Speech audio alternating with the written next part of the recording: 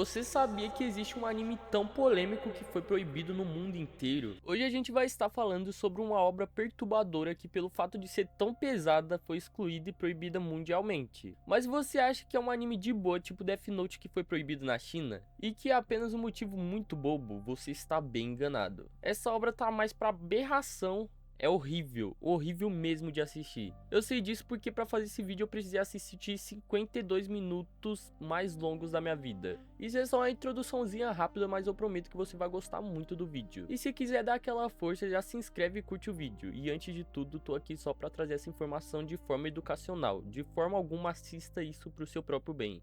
E mesmo se você quiser, não é tão fácil assim de achar. Um motivo para valer seu like e sua inscrição é que eu assisti essas 3 horas da manhã com a casa vazia e no escuro. E como se não fosse piorar, as legendas não passavam na TV, então tive que assistir no celular. Você sabia que existe um anime tão polêmico e perturbador que foi banido em diversos países, censurado até mesmo em seu país de origem, e exibido por anos apenas em sessões privadas? O nome dele é Midori Soushu Tsubaki, lançado em 1992. E ele não foi feito para entreter, foi feito para incomodar. Mas por quê? Porque uma obra dessa foi criada. O que ela diz sobre a sociedade? A arte é o limite da liberdade de expressão? A história de Midori.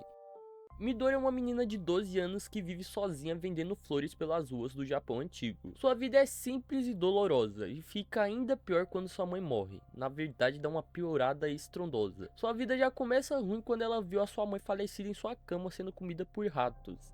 E tudo isso que eu vou estar falando dela acontece em menos de 5 minutos de filme. É perturbador. Sozinha no mundo, sem família nem proteção, Midori é enganada por um homem e levada para um círculo de horrores. E a partir daí, ela mergulha em um pesadelo sem fim. No circo, Midori é cercada por figuras grotescas, artistas deformados, adultos cruéis e ambientes sujos, onde ela sofre abuso psicológico, físico e sexual. A obra mostra tudo isso sem filtros, literalmente. Não há trilha leve, não há corte rápido, é tudo propositalmente desconfortável. Como um grito artístico que nos obriga a olhar para algo que normalmente evitaríamos, tá ligado? Uma produção solitária e intencional. O anime foi feito quase totalmente por Hiroshi Harada, um artista japonês que decidiu adaptar a obra original do mangaka Suehiro Maru, que pelo que eu fui pesquisar, todas as obras são nessa estética, sombria e estranhas. Mas voltando ao assunto, nenhum estúdio quis financiar ou exibir essa animação, ninguém quis se associar a algo tão perturbador. Então Harada investiu todo o próprio dinheiro, trabalhou sozinho por anos, desenhou e sonorizou quadro a quadro, e exibiu o resultado em sessões privadas.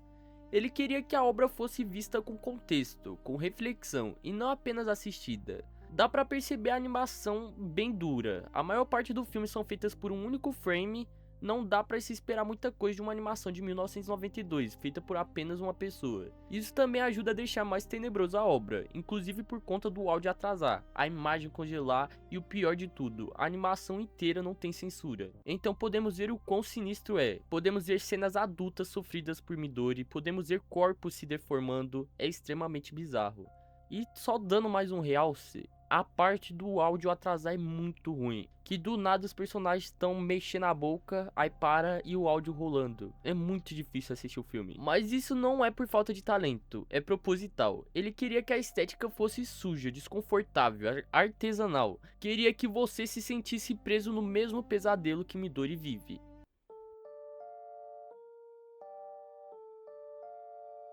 A origem, Eroguro e crítica social. Midori é baseada em um mangá do gênero Eroguro, uma mistura de erotismo e grotesco, comum no Japão alternativo dos anos 60. Esse estilo não existe para agradar, ele existe para revelar o lado feio da sociedade, os traumas, a miséria, os abusos, temas que muitos preferem ignorar. O autor original, Suehiro Maru, retratava essas situações como uma forma de crítica social, mas a versão animada de Harada levou isso ao extremo. Por que foi banido? O anime contém cenas de abuso infantil, mutilação, violência extrema e outros elementos inaceitáveis para a maioria dos países. Ele foi banido ou censurado em diversos lugares, inclusive no próprio Japão. E mesmo quando não foi oficialmente proibido, nenhuma emissora se arriscou a exibi-lo. Por anos era possível ver Midori apenas em eventos fechados e exibições undergrounds, que são no caso feitas pelo próprio artista. As poucas cópias físicas eram vendidas com restrição, era literalmente uma obra escondida do mundo. O final que destrói qualquer esperança. No fim do filme, surge Masamitsu, um mágico anão que trata Midori com gentileza. Ele promete tirá-la daquele inferno. Pela primeira vez, a garota sente algo parecido com esperança. Um fato que é o de menos perturbador nesse filme. Ela tinha 12 anos e o velho não passava de uns 40. Mas ele fez o que ninguém fez por ela. Midori sentiu o sentimento de esperança pela primeira vez na vida. Se sentiu segura ao casar com ele. No final do filme, o dono do circo vai embora com todo o dinheiro por conta de uma cena horrível que o próprio mágico protagoniza com os clientes. Aí cada um vai para um canto. E pela primeira vez ela sentiu aquele povo como a sua família. Muito estranho. Mas essa esperança dura pouco. O mágico morre de forma trágica quando foi buscar comida para sua amada, e um ladrão o finaliza. E Midori se vê novamente sozinha. O filme acaba com ela desaparecendo na escuridão, sem salvação, sem justiça, sem ninguém. Não tem final feliz, não tem redenção. É o fim seco, frio e realista ao extremo.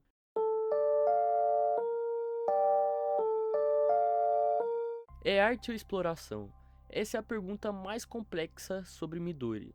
Alguns estudiosos e críticos dizem que o anime é uma forma de protesto brutal contra a exploração de menores e o sofrimento silenciado de crianças no Japão do pós-guerra. Outros acreditam que ele ultrapassa o limite da crítica e cai na reprodução do trauma, o que o tornaria mais prejudicial do que educativo.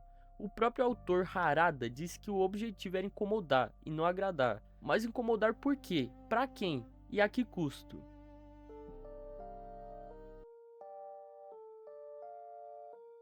Midori é uma obra única, que incomoda e é necessária, entende? Mas não no sentido de ser boa de assistir. Ela é uma experiência dolorosa, feita para machucar emocionalmente de propósito. Não é entretenimento, não é um anime que eu recomendaria para ninguém como algo legal de ver, mas como peça de estudo sobre o sofrimento, sobre como a arte pode carregar o peso de uma denúncia, e sobre os limites da liberdade criativa. Midori é muito forte. O que Hiroshi Harada fez foi uma espécie de protesto visual. Ele usou a arte para gritar o que ninguém queria ouvir. Ele fez isso de forma radical e é como se ele dissesse: você quer ignorar o sofrimento da criança marginalizadas, então eu vou esfregar esse sofrimento na cara sem filtros. E ele conseguiu, mas isso tem um preço. O filme pode ser traumatizante para muita gente, pode ser gatilho para quem já passou por situações parecidas e pode sim exagerar no sofrimento ao ponto de parecer gratuito em alguns momentos. Reflexão final. Midori é um filme difícil de assistir e mais difícil ainda de esquecer. Mas ao analisá-lo de forma educativa como eu fiz, podemos usá-lo como ponto de partida para debate sobre os limites da arte, a responsabilidade do artista, a ética da representação do trauma e os perigos do silêncio social diante da violência. Um tema muito bom que se trata nessa obra é o fato de Midori tentar de toda forma pedir ajuda e mesmo com apenas 12 anos olhavam ela com desprezo.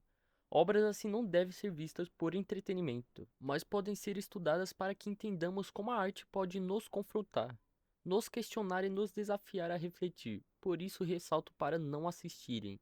Eu assisti para trazer de forma educacional aqui para vocês. Me desculpe o meu jeito de falar nesse final do vídeo, é porque eu estou gravando de madrugada, porque eu meio que gravei por parte para editar e o final foi agora, tá entendendo? Então me desculpe aí.